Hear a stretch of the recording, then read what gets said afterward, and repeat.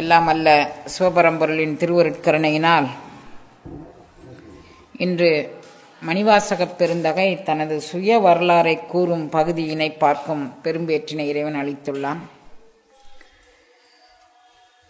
மருளனேன் மனத்தை மயக்கர நோக்கி மறுமையோடு இம்மையும் கெடுத்த பொருளனே என்பார் பெருந்தகை. மனத்திற்கு அடையாளமாக சுருள் விரிவுடை மனச்சுழல் விருள் மனமாயை அப்படின்னு பதிவு பண்ணுறாரு.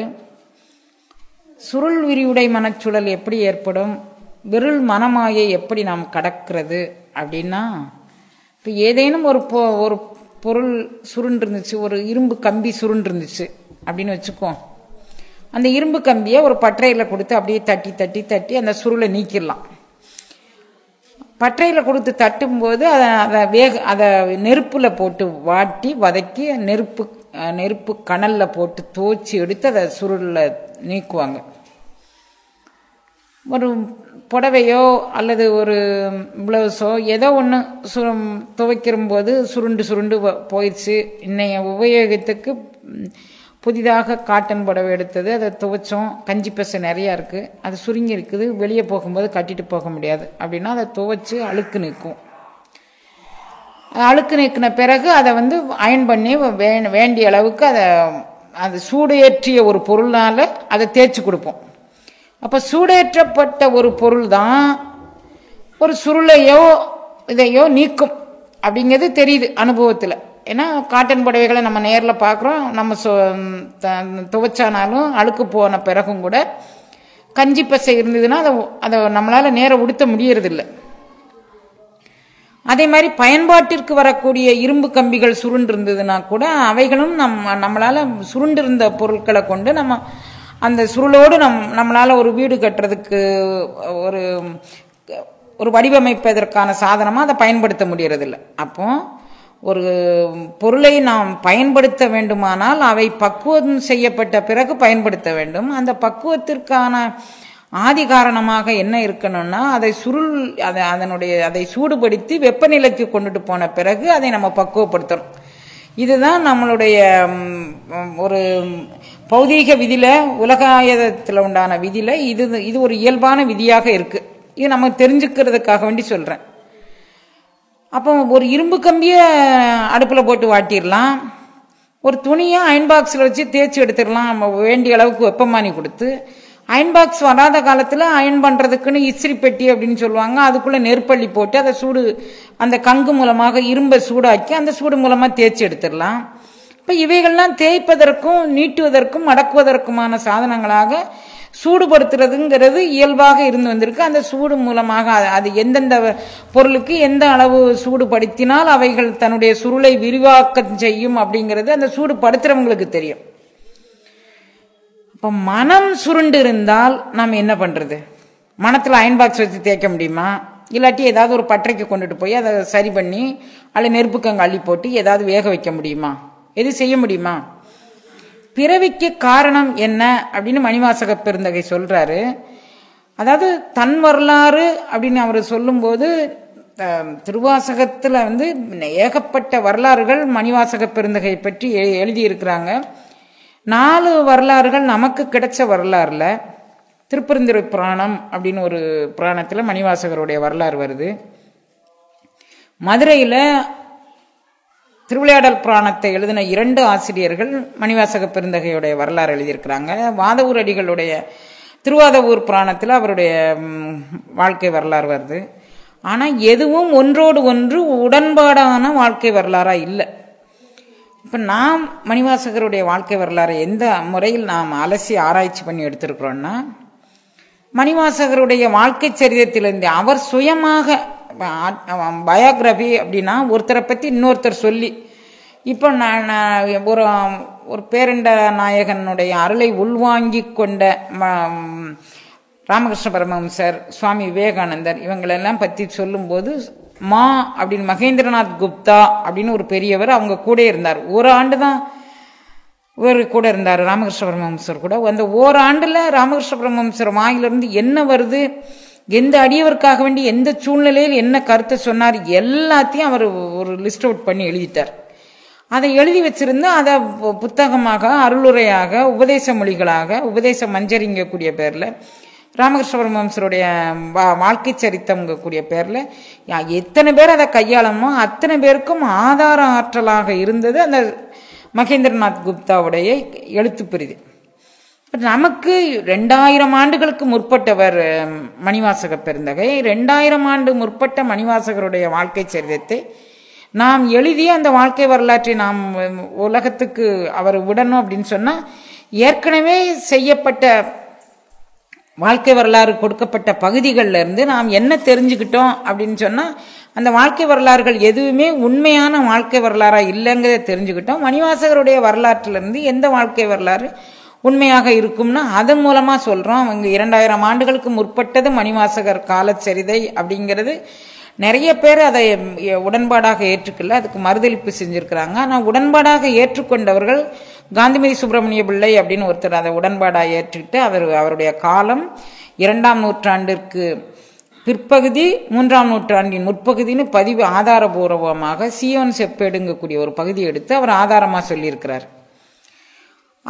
சுப்பிரமணிய பிள்ளைன்னு, இது காந்திமதி சுப்பிரமணிய பிள்ளைன்னு ஒருத்தர் வழுவூர் பதிகத்தில் ஒரு செப்பேடு கிடைச்சிருக்குன்னு அதை ஆதாரமாக கொண்டு சைவ சித்தாந்த பதிப்பக கழகத்தார் இதிலிருந்து நூல் வெளியிட்டிருக்கிறார். அவர் இது அவருடைய காலம் 2ஆம் நூற்றாண்டின் பிற்பகுதி 3ஆம் நூற்றாண்டின் முற்பகுதின்னு சொல்லியிருக்கிறாரு. மறைமலையடிகள்னு தமிழுக்கு மிக உபகாரம் செய்த ஒரு பெரியவர், அவர் ஐயாவுடைய காலம் 2ஆம் நூற்றாண்டுன்னு சொல்லியிருக்கிறார். இப்படி உடன்பாடான அறிஞர்கள் நிறைய பேர் இருக்கிறாங்க, எதிர்மறையான அறிஞர்களும் இருக்கிறாங்க. நமக்கு இப்போ அது பொருள் அல்ல. இருந்தாலும் இந்த கருத்துக்கள் உங்களுக்கு தெரியணும். ஏன்னா சில பேர் 2ஆம் நூற்றாண்டுன்னு அம்மா சொல்கிறாங்க, அவங்க சில பேர் இப்படி சொல்லியிருக்கிறாங்களேன்னு நீங்கள் ஒரு சந்தேகத்துக்கு வந்துடக்கூடாதுங்கிறதுக்காக வேண்டி நான் இந்த கருத்துக்களை பதிவு பண்ணுறேன். உங்கள் மனசுக்குள்ளே இப்படி சொன்ன அறிஞர்களும் இருக்கிறாங்க, அப்படி சொன்ன அறிஞர்களும் இருக்காங்க. என்னை பொறுத்து மணிவாசக பெருந்தகையினுடைய காலம் 2ஆம் நூற்றாண்டின் பிற்பகுதி அப்படிங்கிறதான் என்னை பொறுத்ததான காலம். நான் உள்வாங்கி கொண்ட அளவில் மணிவாசகருடைய காலம் 2ஆம் நூற்றாண்டு அப்படின்னா இன்றைக்கு ஏறத்தாழ 1900 ஆண்டுகளுக்கு முன்னால் வசித்தவர் அப்படின்னு. இப்போ இவங்களுடைய காலங்கள் பற்றியோ அல்லது அவருடைய வரலாறு பற்றியோ நம்ம இப்போ ஆராய்ச்சி பண்ண போகிறதில்ல. நம்ம அதில் PhD பட்டமும் நம்ம வாங்க போகிறதில்ல. நமக்கு தேவையானது என்ன? இறை அனுபவத்தை மணிவாசக பெருந்தகை எவ்வாறு பெற்றுக்கொண்டார்? அப்படி பெற்றுக்கொண்ட மணிவாசக பெருந்தகை எந்த அனுபவத்தை அடைந்தார்? அந்த அனுபவத்தை உலக உபகரிப்பாக எவ்வாறு செய்தார்? நாம் அதை பெற்றுக்கொண்டு எந்த அருள் அனுபவத்தை பெற வேண்டும்? அருள் நிலையங்கள் எங்கே எங்கே நமக்கு சுட்டிக்காட்டப்படுகின்றன. அந்த அருள் நிலையங்கள் வழி நின்று நாம் மேலான அனுபவத்தை பெறுவது எவ்வாறு?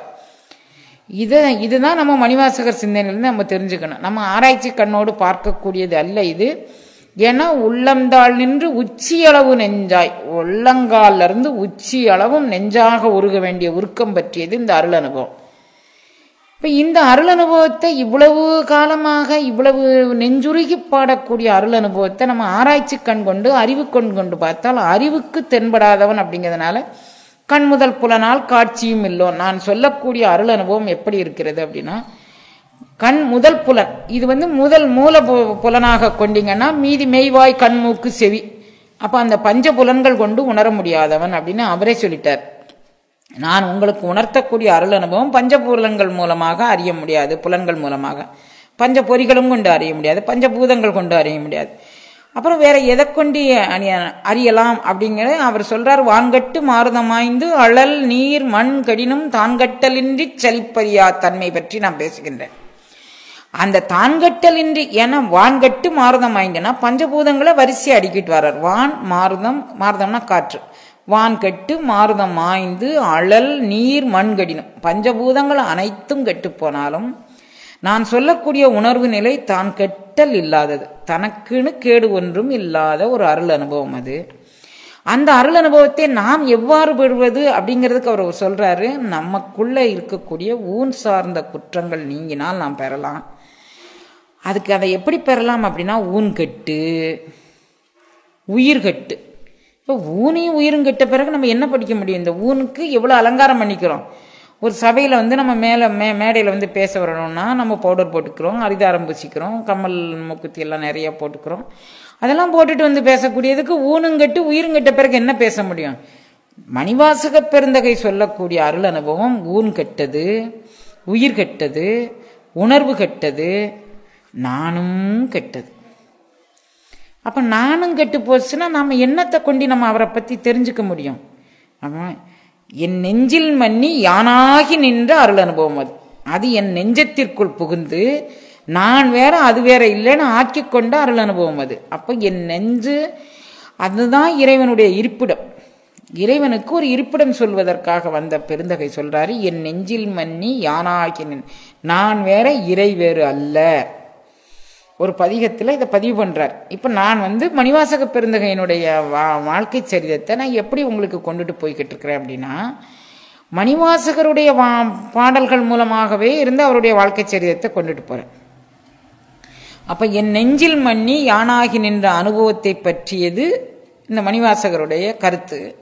இந்த அனுபவம், இந்த அனுபவத்தை ஊனுங்கட்டு உயிருங்கட்டு அது எப்படி கட முடியும் அப்படின்னா, எல்லா அருளாளர்களும் வெளியே ஏதோ ஒரு குழுவுக்குறியை பதித்து இதுக்கு பரிபாஷை இது. இப்ப மாறுதம்னா காற்றுங்கிறது சுத்த தமிழ் படிச்சவங்களுக்கு தெரியும். கால் அப்படின்னா காற்றுங்கிறது சுத்த தமிழ் படிச்சவங்களுக்கு தெரியும்.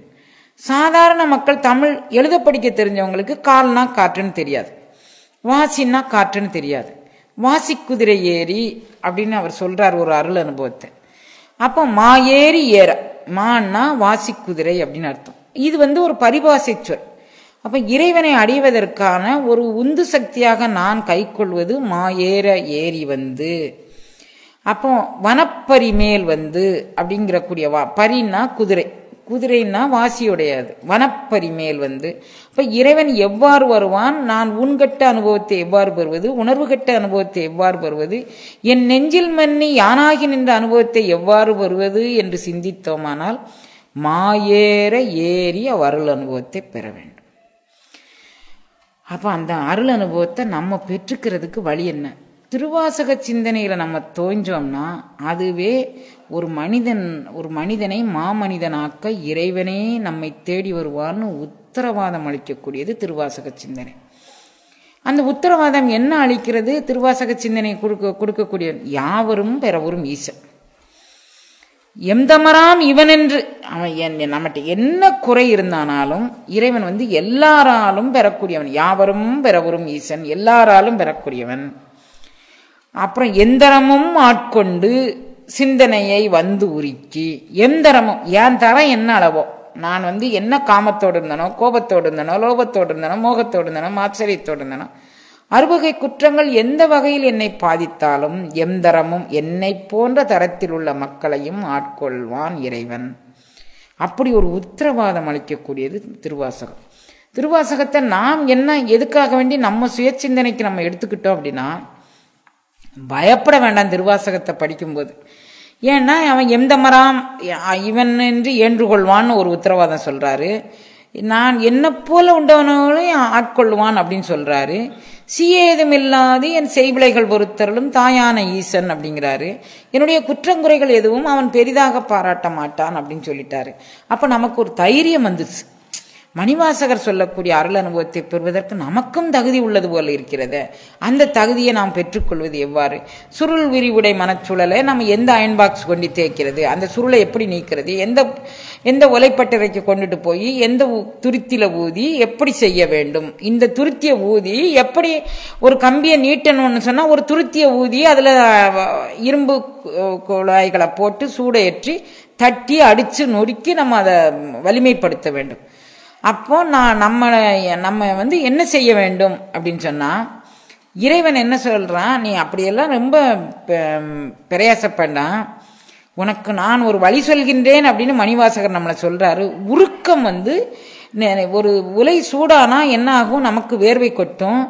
அந்த சூடேற்றப்பட்ட பொருள்ல இருந்து வேர்வை அது அந்த ஒரு பாத்திரத்துல சாதம் பொங்கி இறக்கி வச்சுட்டு அதை ஒரு மூடி போட்டு கவுத்திடுறோன்னு வச்சுக்கோங்களேன், அந்த மூடியிலிருந்து வேர்வை வரும்.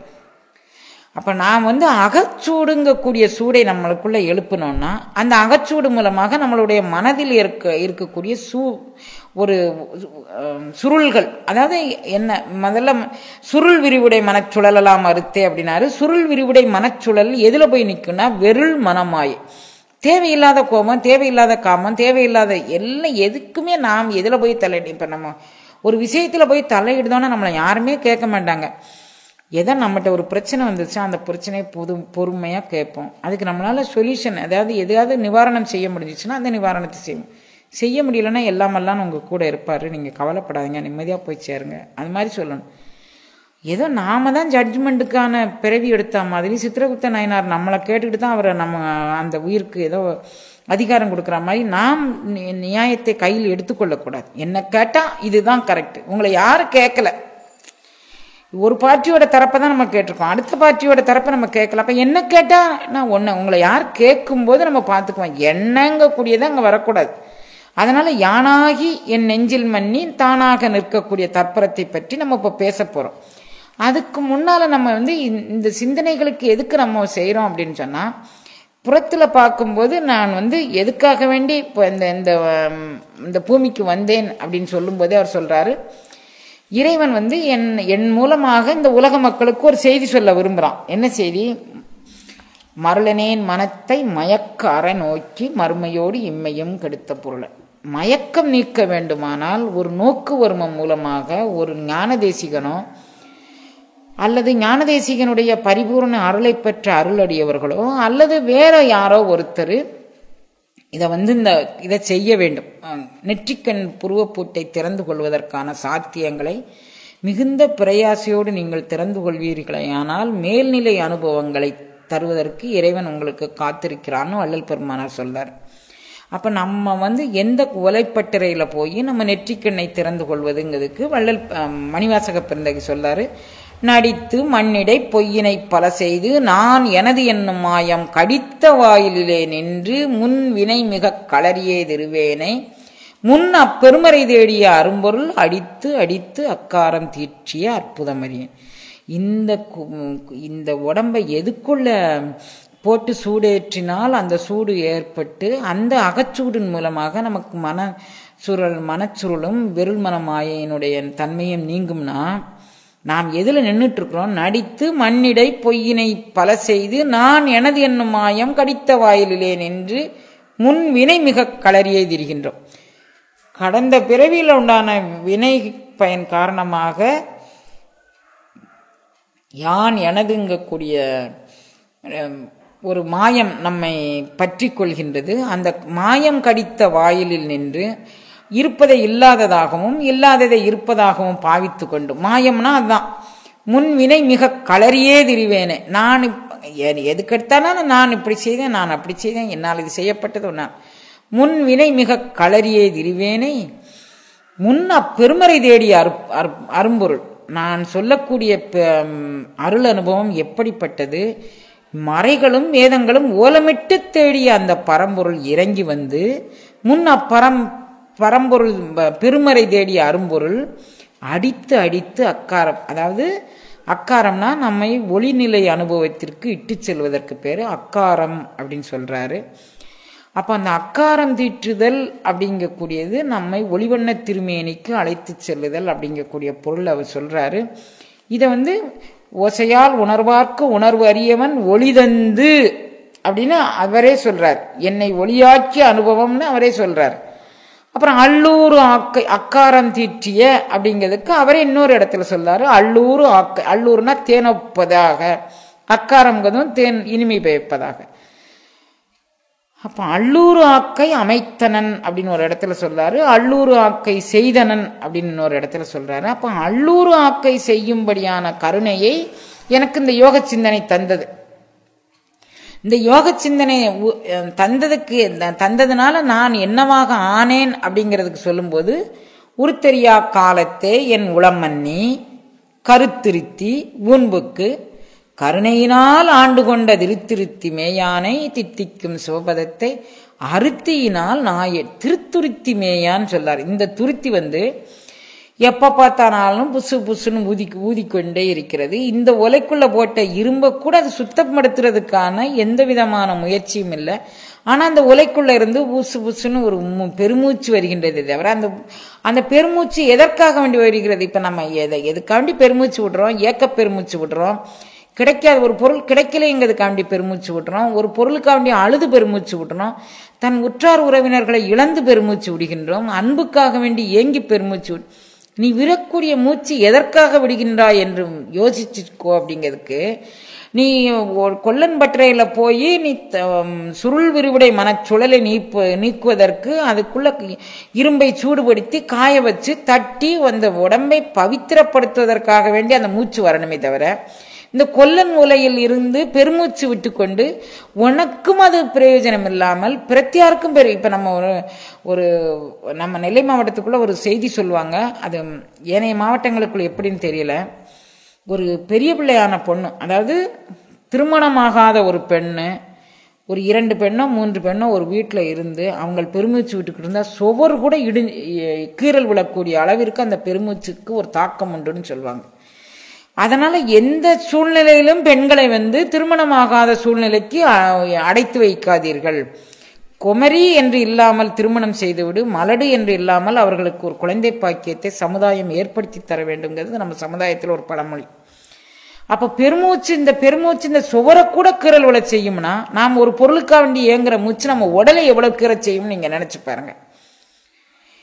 அப்ப அந்த கீறல் நம்ம உடம்புக்குள்ள நெஞ்சத்தடத்தில் அந்த கீறல் விழாமல் நம்ம பாதுகாப்பாக கொண்டுட்டு போகணும். நம்ம மூச்சை பவித்திரமான மூச்சாக மாற்றணும். இப்ப உள்ள நவீன யுக்தி என்ன உண்டோ அந்த யுக்தியெல்லாம் பெருந்தகை அந்த காலத்துல பயன்படுத்தி நமக்கு ஒரு வழிகாட்டி சொல்றாரு. நவீன யுக்தி என்னன்னு கேட்டா, முன்னால மாதுளம்பழம் பார்த்திருப்பீங்க. மாதுளம்பழத்தினுடைய பெரிய வண்ணம் இவ்வளவு பெருசு இருக்கும். ஒரு 2 லிட்டர் பிடிக்கிற மாதிரி ஒரு பாத்திரத்துல அந்த விதைகள்லாம் சேகரம் பண்ணி வைக்கலாம். அவ்வளவு பெரிய பழம் இருந்தது. நான்லாம் ஒரு 10 வயதா இருக்கும்போது. ஆனா அதை வாயில போட்டு பார்த்தீங்கன்னா அது கொட்டை தான் ரொம்ப இருக்கும், எசன்ஸ் ரொம்ப கம்மியா இருக்கும். அதை சமைக்க முடியாம கொஞ்சம் கொஞ்சம் வாயில ஊற வச்சு மீதியை துப்பிடுவாங்க. சின்ன குழந்தைங்கள்லாம் அந்த மாதிரி செஞ்சிருவாங்க. நல்ல கலர் இருக்கும் அந்த மாதுளம்பழத்துக்குள்ள இருக்கிறது. ஒரு மிக சிவப்பான ஒரு அணுக்கள் கூடிய இதுல இருக்கும். தோடு ரொம்ப திக்கா இருக்கும். அந்த மாதுளம் பழம் தோடு இது எல்லாத்தையுமே ஒரு குழந்தைங்களுக்கு சீதபேதின்னு சொல்லுவாங்க.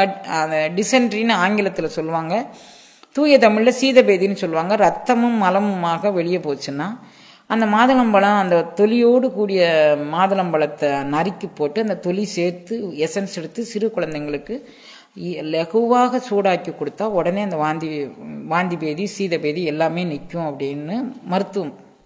இதையும் ஒரு அறிவுக்காக வேண்டி தெரிஞ்சுக்கோங்க. அப்போ மாதுளம்பழத்தினுடைய அந்த தோடினுடைய திக்னஸை குறைச்சு, கடினத்தன்மையை குறைச்சு, இப்போ ரொம்ப மென்மையாக மாதுளம்பழத்துடைய தொலி வந்துருச்சு. ஆனால் அப்படி மென்மையாக்கப்பட்ட தொலியுடைய மாதுளம்பழத்தில் உள்ள வெள்ளையா இருக்கு. சீட்லெஸ் அப்படின்னு சொல்றாங்க. விதை சவைச்சு முழுங்கக்கூடிய அளவுக்கு எளிமையா இருக்கு. அந்த நாள் மாதிரி பல்ல உடைக்கிறக்கூடிய அளவுக்கு கிடையாது. அப்ப மென்மையான இந்த பழத்தை தயாரிக்கும் போது அந்த சிவப்பு அணுக்கள் அதுல இல்லை. இப்போ ஒட்டு வீரியம் மூலமாக அந்த சிவப்பு அணுக்களையும் இந்த மென்மையான தோலையும் சுவையையும் உருவாக்கி பார்ப்பதற்கு அந்த கடினத்தன்மையோட உள்ள தோலை மாற்றி மென்மையான தோலாக்கி ஒரு கடையில மாதுளம்பழத்தை அப்படி தொங்க விட்டுருந்தாங்கன்னு வச்சுக்கோங்க. வியாபார யுக்தி டிஸ்பிளேஸ்மெண்ட் அப்படிங்கக்கூடியதுல இருக்கு.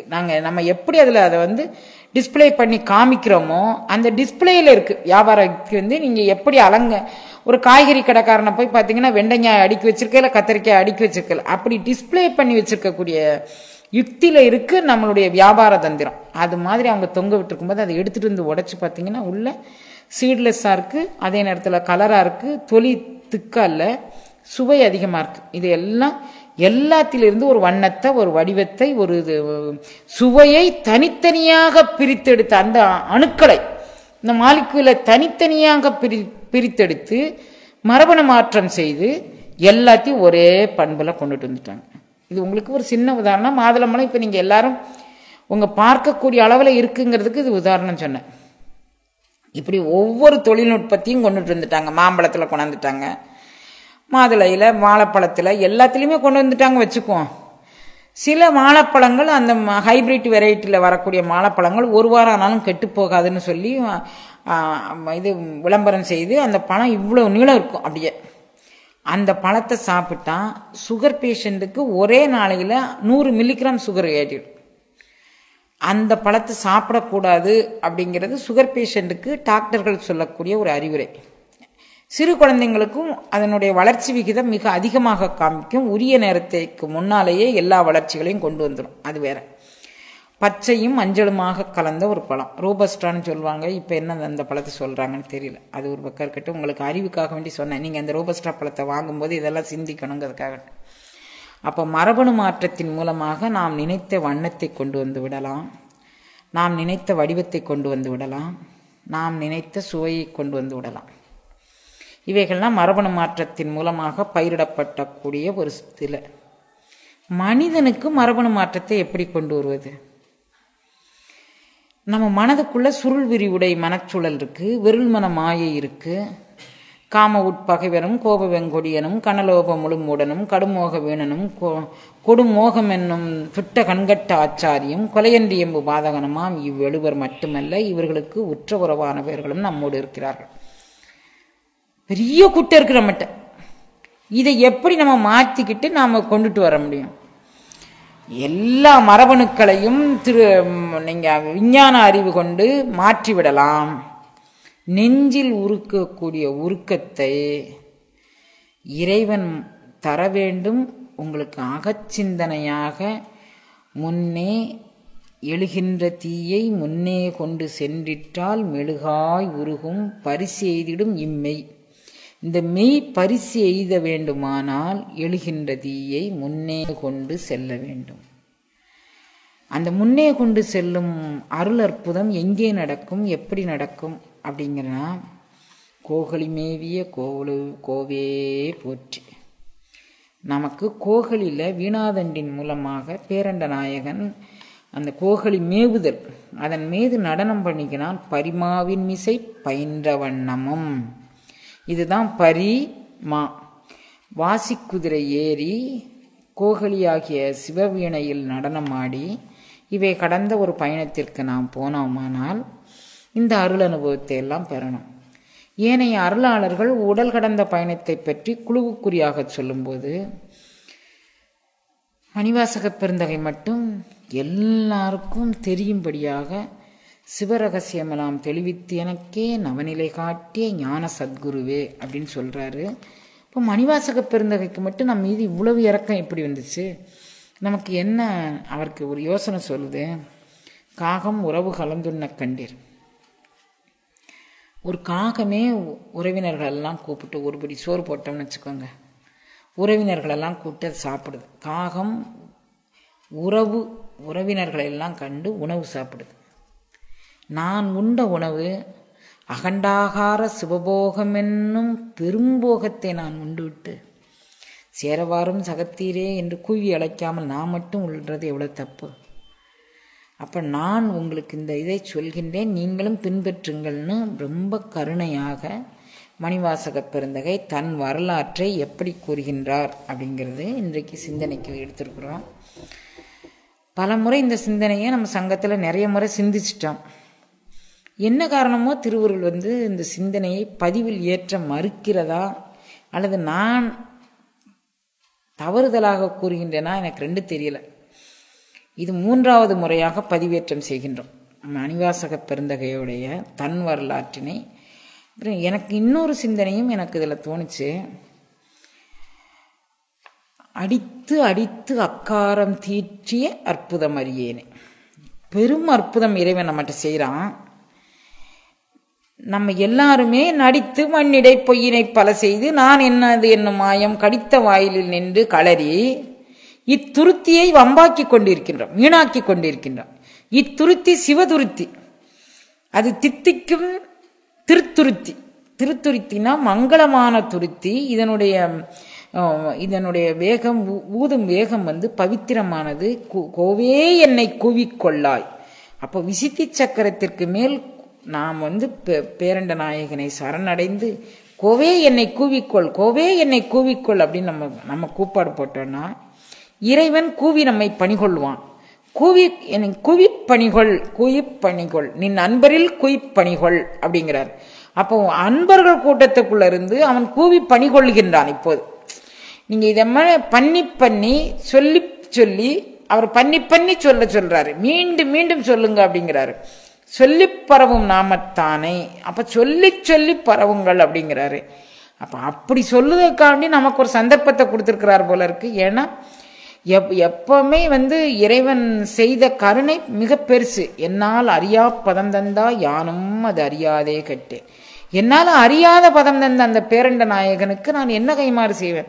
அவனுடைய சொல்லும் பொருளும் கடந்த அவனை பற்றி சொல்லி சொல்லி பரவுவோம் அப்படிங்கிறதுக்காண்டி இந்த திருச்சபையை ஏற்பாடு பண்ணி கொடுத்து இந்த சபை மூலமாக, ஏன்னா இந்த கருத்தை நான் வேற எங்கேயாவது போய் சொன்னேன்னா எனக்கு நிச்சயம் அடிவிடும். உடல் கடந்த பயணம் ஒன்று, தென்னாடுங்கிறது நமக்குள்ளேயே இருக்கின்றது, சிதம்பரம்ங்கிறது நமக்குள்ளேயே இருக்கின்றது. ஏன் நான் மணிவாசக பெருந்தகை சொல்றாரு, இந்திரியம் மயமயங்கி இறப்பதற்கே காரணமாய் அந்தரமே இருந்து போய் அருணறையில் வீழ்வேனை சிந்தை தெளிவித்து சிவமாக்கிறேன். என் சிந்தை தெளிந்த இடத்தில் நானே சிவமானேன். அப்படின்னா சிவம் என்னிடம்தான் உள்ளதுன்னு மணிவாசகர் சொல்லும்போது, நான் சிவன் என்னிடம் உள்ளதுன்னு சொன்னா நிச்சயம் நான் அந்த மீட்டிங்கை விட்டு வெளியே போறதுக்குள்ள எனக்கு நிச்சயம் அடிவிடும். ஆனா நம்ம பிள்ளைங்க ஒரு ஊசி விழுந்தா கூட ஒரு சத்தம் கேட்கக்கூடிய அளவுக்கு அமைதியா கேட்டுக்கிட்டு இருக்கீங்கன்னா, இதுக்கே நான் இறைவனுக்கு நிறைய கருணை, எவ்வளவோ பெருங்கருணை பண்ணிய இறைவனுக்கு நான் ரொம்ப நன்றி கடன் பட்டிருக்கேன். அப்ப சிந்தைதனை தெளிவித்து சிவமாக்கி, சிந்தை தெளிவதுதான் இந்த சத்சங்கத்தினுடைய நோக்கமும், இந்த திருவாசக பயணத்தினுடைய ஆன்ம பயணத்தினுடைய நோக்கமும். சிந்தை தெளிய நாம் எல்லாரும் சிவமாம் தன்மை பெறணும். இதை இந்த ஒரு இடத்துல மட்டும் சொல்லல, சிந்தைதனை தெளிவித்து சிவமாக்கின்னு சொல்லாரு, சித்தமலம் அறிவித்து சிவமாக்கின்னு சொல்லாரு. இப்படி நிறைய அவரே சிவமான தன்மையை பற்றி சிவமானவா பாடி தெல்லேனம் கொட்டோமாங்கிறாரு. அப்ப சிவம் வேறு நாம் வேறு இல்லை அப்படிங்கக்கூடிய அருள் அனுபவத்தை பெறுவதற்காக வேண்டி இந்த திருவாசகம் பாடப்பட்டது, மணிவாசக பெருந்தகை பாடப்பட்டது. இப்போ மணிவாசக பெருந்தகை அவருடைய வரலாற்று நிகழ்வு முறைப்படி பேரண்ட நாயகனுடைய அருள் அனுபவத்தை பெறுவதற்கான ஒரு சூழ்நிலை வரும் வரை அவர் வளர்ந்து பக்குவமாய் நின்றிருக்கிறாரு. அந்த அவர் தான் வளர்ந்து பக்குவமாய் நின்ற நிலையை பற்றி சொல்லும்போது, இந்த மரபணு மாற்றத்திற்கான காரணம் என்னன்னா, எழுகின்ற தீயை முன்னே கொண்டு சென்றால் மரபணு மாறும். அப்ப மெழுகாய் உருகும் பரிசு எய்திடும்.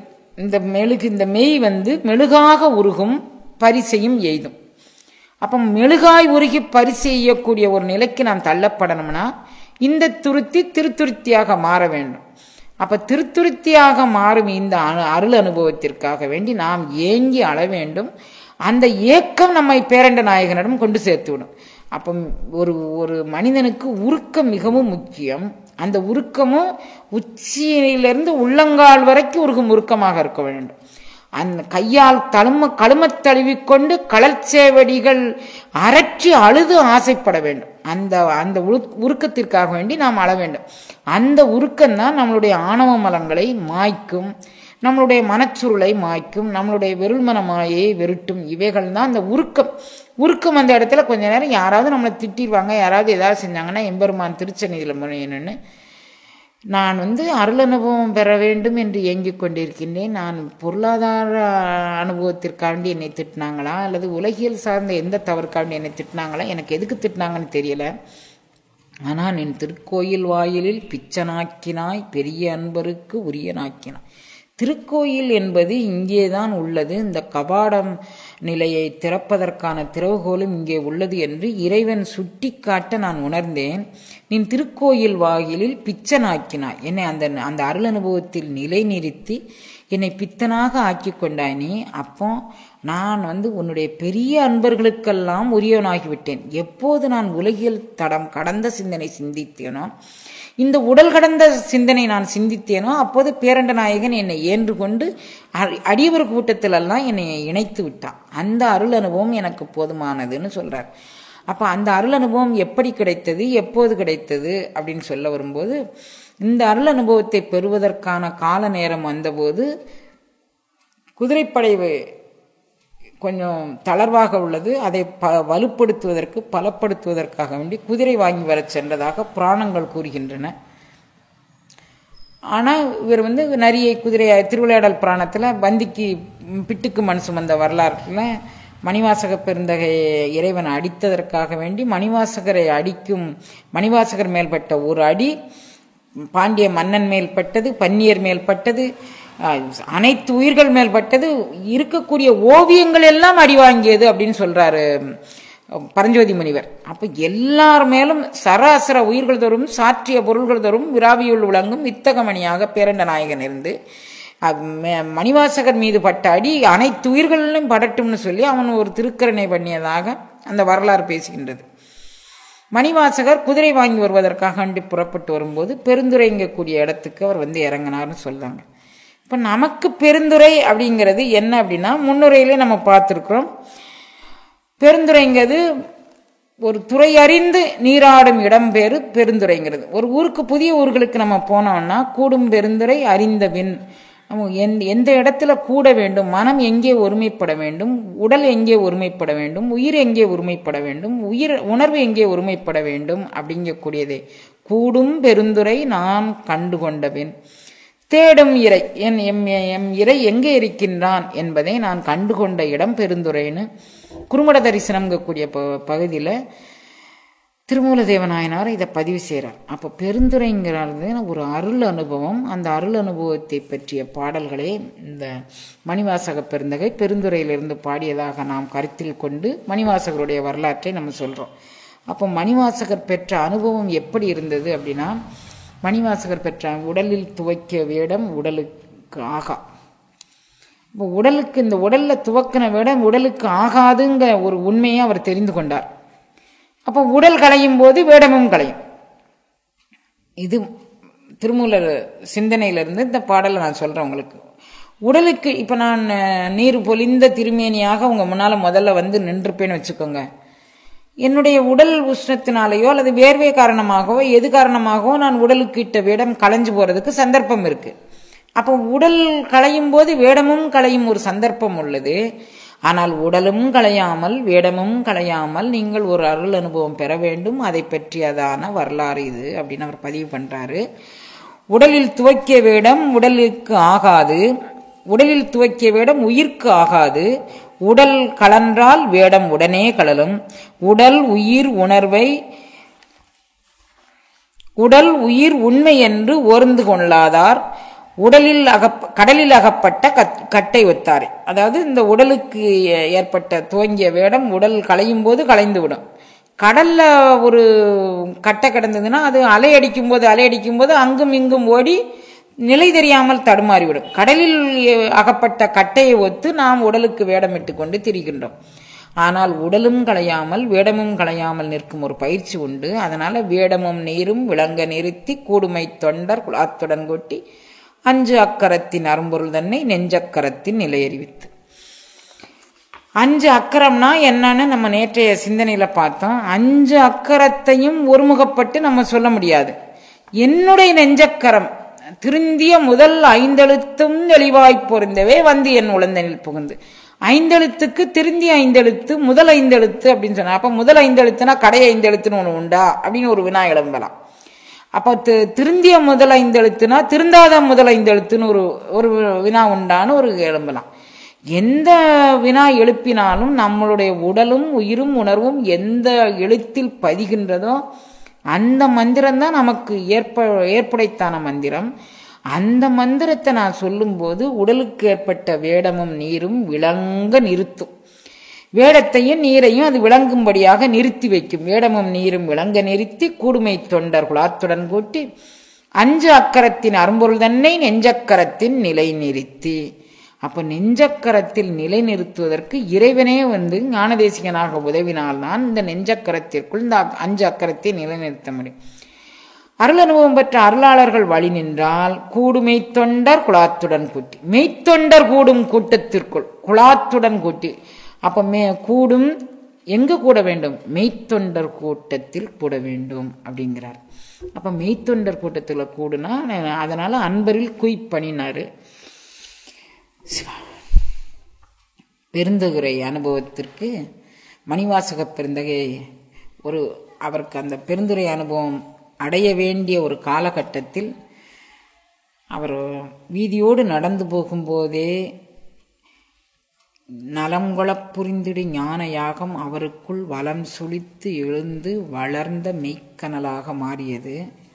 அந்த நலங்கொளப் புரிந்த ஞான யாகத்திடை மாறிய அந்த மெய்க்கனலின் மூலமாக உடலுக்கு இட்ட வேடம் உடலுக்கு ஆகி, உயிருக்கும் ஆகி, உணர்வுக்கும் ஆகி, உணர்வு கடந்த பயணத்திற்கும் ஆனது. இதுதான் மணிவாசகர் பெற்ற அருள் அனுபவம். உடல் கடந்த ஒரு பயணத்தை பற்றிய அருள் அனுபவம். அந்த அனுபவத்தை பெற்றுக்கொண்ட மணிவாசக பெருந்தகை அவர் நலங்கொளப் புரிந்துடைய ஞான யாக தன்னுள் நடக்கும் அந்த ஞான யாகத்தோடு கூடி அப்படியே பயணிச்சு வராரு. அந்த நேரத்தில் ஞான யாகத்தின் மூலமாக வளம் சுழித்து எழுந்த மேலெண்ணத்தை தாண்டி அந்த உயிர் பெரும் அனுபவம் பெற்றது. அந்த அனுபவம் இரு கண்களில் ஒளிர்வதாக ஒரு மிகப்பெரிய வேதகத்தையும் வித்தகத்தையும் செய்தது. அந்த அனுபவத்தை பற்றி காகபுசுண்டர் சொல்றாரு. பாரப்பா பரபிரம்ம ஒளியினிலே பக்தியே நரம்பு ஒளி பாயும்போது ஆரப்பா இரு கண்ணில் ஒளிர்வதாகி அண்டமெலாம் ஏகமாய் தெரியலாயிற்று.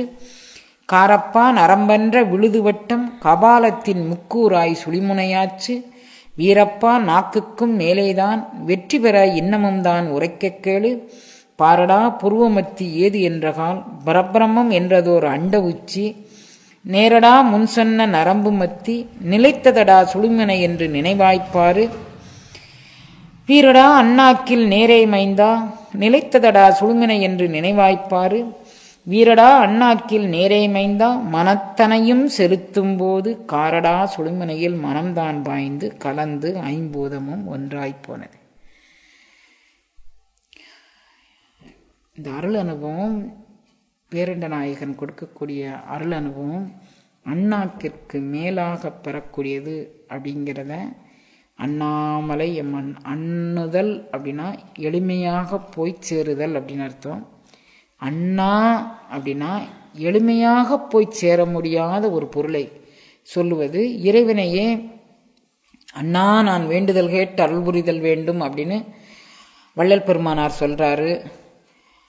மணிவாசக பெருந்தகையும் அண்ணா அப்படிங்கிறாரு. அண்ணான்னா எளிமையாக சென்று அடைய முடியாதவன் அப்படின்னா ஒரு பொருள். எளிமையாக சென்று அடைய முடியாத பொருள் ஏது அப்படின்னா மேலெண்ணத்தின் வழியாக இந்த நாக்கு மேலே சொருகி பேரண்ட நாயகருடைய அருள் அனுபவத்தை உள்ளிழித்து வரக்கூடியது. பாரப்பா பரபிரம்ம ஒளியினிலே பக்தியே நரம்பு வழி பாயும் போது இந்த அருள் அனுபவம் உச்சந்தலையிலிருந்து புருவ மையத்தின் வழியாக உடம்பு முழுவதும் அப்படியே பாய்ந்து அல்லூறு ஆக்கையாக இந்த ஆக்கையை பரிணமிக்க செய்யும் ஒரு வேதித்தல் நடக்கின்றது அங்கே.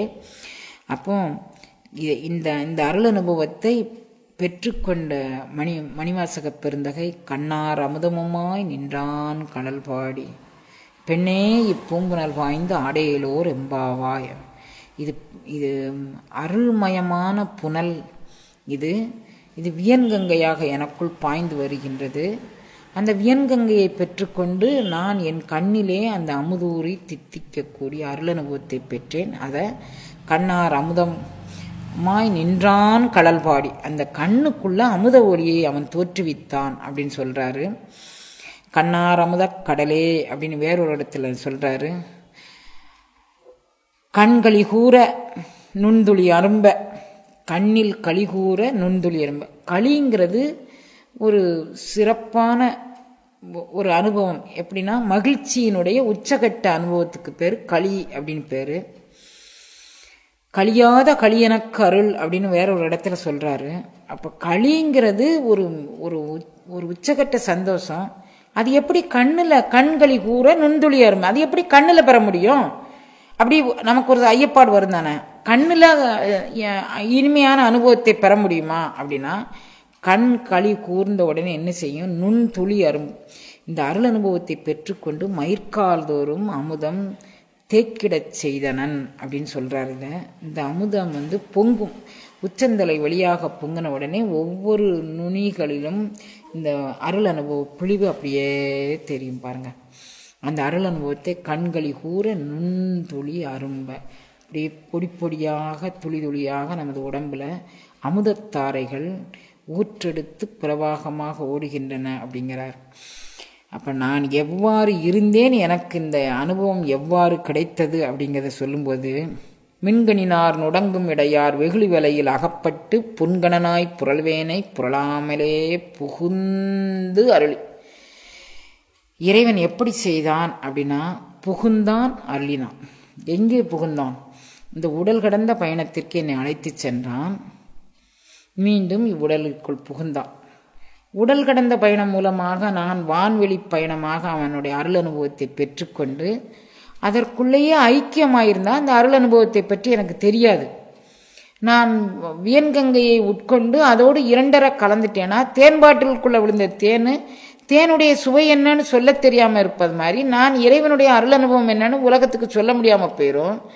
அதனால் நான் அதை விட்டு வந்து நான் உங்களுக்கெல்லாம் இதை சொல்லணுங்கிறதுக்காக வேண்டி இறைவனால் வருவிக்க விட்டு வந்தேங்கிறத சிவன் அவன் என் சிந்தைகள் நின்று அதனால் அவன் அருளாலே அவன்தாள் வணங்கி சிந்தை மகளச் சோபராணம் தன்னை முந்தை வினை முழுதும் ஓய உரைப்பன் யான். அவரே பதிவு செய்கிறார்.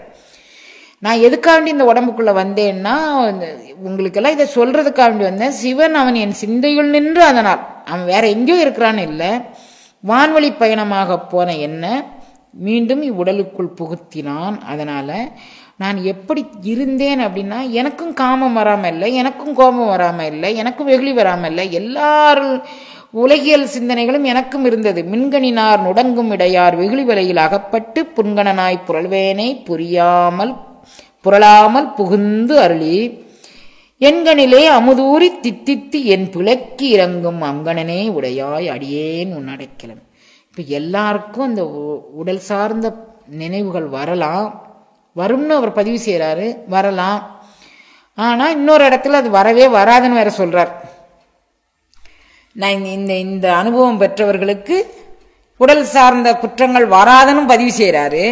நமக்கு ஆறுதலாக இருக்கணும்னு இந்த கருத்தையும் சொல்றார். நீங்க யாராவது ஒரு மாதிரி இப்படி ஆயிட்டா பேரண்ட நாயகன் என்ன சொல்லுமா, போதை என்று என்னை புரிந்து நோக்கம், பரவாயில்லடா விடு, இதெல்லாம் இந்த உடலுக்கான குற்றங்கள் அப்படின்னு சொல்லி போதை என்று இதற்காண்டி வருத்தப்படாதன்னு புரிந்து நோக்குவானாம். கவலைப்படாதப்பா, நான் உன்னை அரவணைத்து உன்னை எந்த நெருக்கி இட்டு செல்ல வேண்டுமோ அதை செய்யணும். ஆனால் இந்த நிலைகள் பற்ற அருள் அனுபவம் பெற்றதுனால அவர் சொல்லாரு, கண்கள் 2 அவன் கடல் கண்டு கழிப்பராகாதே, காரிகார்கள் வாழ்வினுடைய வாழ்வு கடைப்படமாகாதே, மண்களில் வந்து பிறந்திடுமாறு மறந்திடுமாகாதே. அப்போ எனக்கு இதெல்லாம் ஆகாது, எனக்கு வந்து சேராதுன்னு ஒரு தீர்மானத்துக்கு வந்துட்டாரு. ஆனால் நமக்காண்டி சொல்றாரு, உடல் கடந்த பயணம் ஒன்று உண்டு, அதை அனுபவித்த உயிர் உடலுக்குள்ள வந்துச்சுன்னா அது இந்த உடல் சார்ந்த குற்றத்திலிருந்து விடுதலை ஆகிறோம். ஆனால் நீங்க என்ன பண்றீங்க, உடல் கடந்த பயணத்திற்கு போனாலும் உடல் சார்ந்த நிலைக்கு வந்தால் மீண்டும் நீங்கள் என்ன பண்ண வேண்டும் அவர் சொல்லாரு, என் விளக்கி இறங்கும் அங்கணனே உடையாய் அடியேன் உன் அடைக்கலம். உடையாய் அடியேன் உன் அடைக்கலம். உடையாய் நீதான் எனது தலைவன், நான் பொண்ணுக்கு என்னை வந்து பொண்ணுக்கு தலைவனாக்கி பொருளுக்கு தலைவியாக்கி இதுக்கு தலைவியாக்கி அதுக்கு தலைவியாக்கி எதுக்கோ தலைவி ஆக்கிறாத. நீ என்னுடைய தலைவனாக இருந்து நான் உனது உடைமையாக இருந்து நான் உனது அடிமையாக இருந்து நான் வாழ வேண்டும். உடையாய் அடியேன் உன் அடைக்கலம். நான் சரணடைந்த உயிரை நீ என்னை கைவிட்டு விடாதேன்னு சொல்லி அடைக்கலம் புகக்கூடிய ஒரு அன்பு நெறி பெற்றியது இந்த அருள் அனுபவ பெற்று. அப்போ இப்படி ஒரு அருள் அனுபவம் நமக்கு உண்டுங்கிறத இந்த பாடல்கள் மூலமாக சொல்கிறாங்க. சித்தர்கள் இதை பாருங்க, எவ்வளவு சித்தர்கள் வந்து கண்களி கூற நுண்துளி அரும்ப அப்படின்னு சொல்லிட்டார். கண்களில் கழிக்கும் அப்படிங்கிறத சித்தர் சொல்றாரு, பாரப்பா பரபிரம்ம ஒளிதனிலே பக்தியே நரம்பு ஒளி பாயும் போது இருகண்ணில் ஒளிவுறதாகி அண்டமெல்லாம் ஏகமாய் தெரியலாயிற்று. நான் அண்டகோடிகளெல்லாம் அரைக்கணத்து ஏகிட கண்டு கொண்டிட ஒரு ஒளிர் கலை நிறை ஒளியாக என் கண்ணில் அது நின்னுது. நான் அது அண்டகோடிகளெல்லாம் நான் பார்த்தேன்னு பதிவு பண்றார். அப்போ நமக்கு மிக சுலபமாக எண்கணிலே தித்தித்து அமுதூரி. நான் வந்து புண்கண்ணா என்னன்னா ஊனை சார்ந்த உடலாக இருந்தேன். புண்கண்கிறது இப்போ எங்கேயோ இடிச்சிருச்சுன்னு வச்சுக்கோமே, இடிச்ச உடனே ரத்தம் வரும். ஊனை சார்ந்த உடல் இடிச்ச உடனே ரத்தம் வரும். உணர்வை சார்ந்த உயிருக்கு அது வராது, பேரண்ட நாயகனை சார்ந்த உயிருக்கு அது வராது. அப்படிங்கிறதுனால நான் வந்து எண்கணிலே அமுதூரி தித்தித்து, அப்புறம் நான் வந்து என் பிழைக்கே இறங்கி நான் இதுக்கு இறக்கப்பட்டு நான் உடையாய் அடியேன் உன் அடைக்கலன்னா அவன் என்னுள் புகுந்து அருள் செய்வான் அப்படிங்கிறத பதிவு செய்தார். புன்கணனாய் திருவேனை புரளாமல் புகுந்து அருளி. இந்த வார்த்தை என்னுடைய உச்சத்தை வச்சுக்கோங்க. அப்புறம் ஏற்கனவே படையாட்சியில் நம்ம 4 நிலைகள் பற்றி சொல்லியிருக்கிறோம்.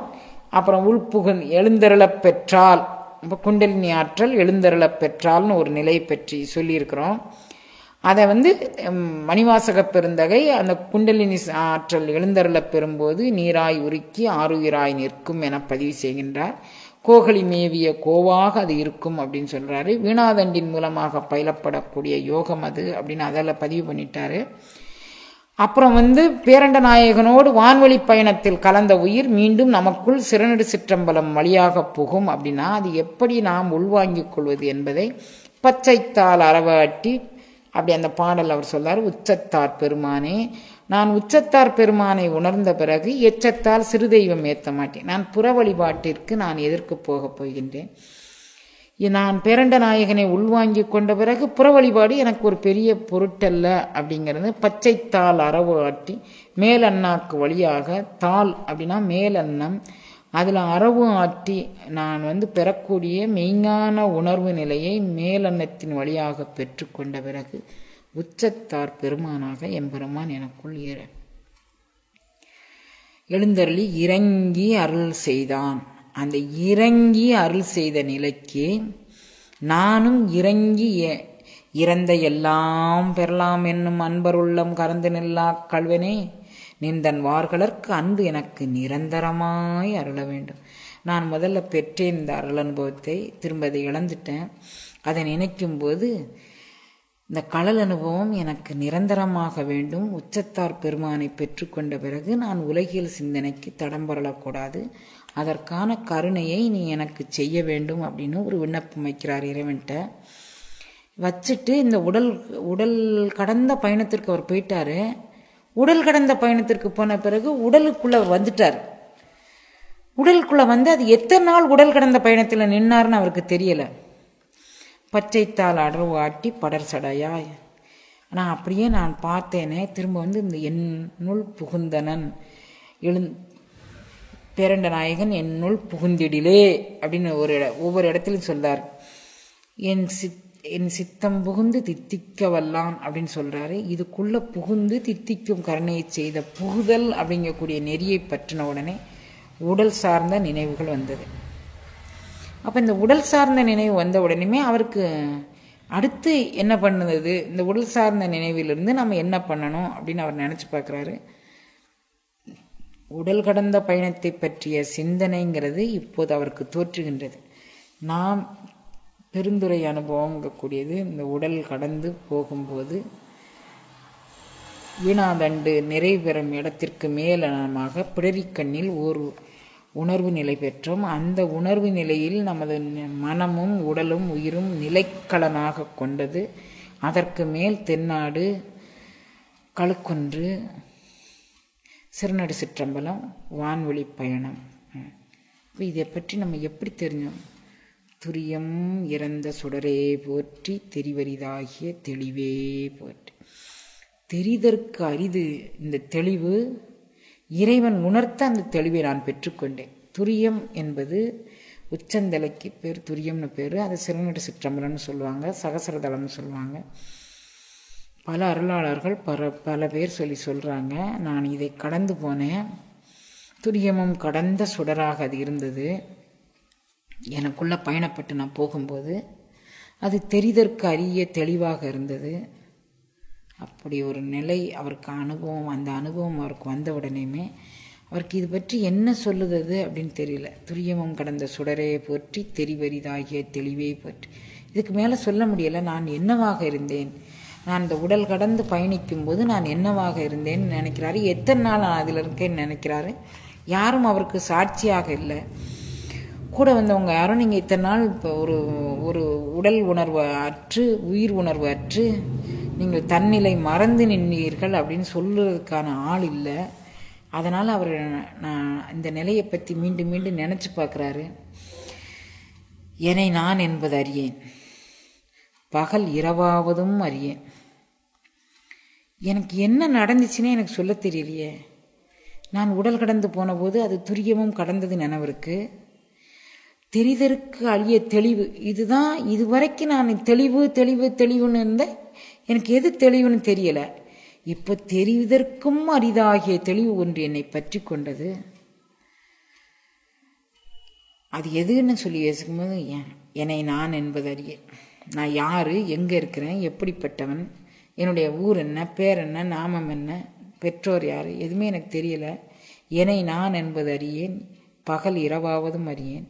மனவாசகம் கடந்தான் என்னை மத்த உன்மத்தனாக்கி, சினமால் விடை உடையான் மண்ணு திருப்பெருந்துறை உரையும் வனவனினை செய்த படிறு அறியேன்.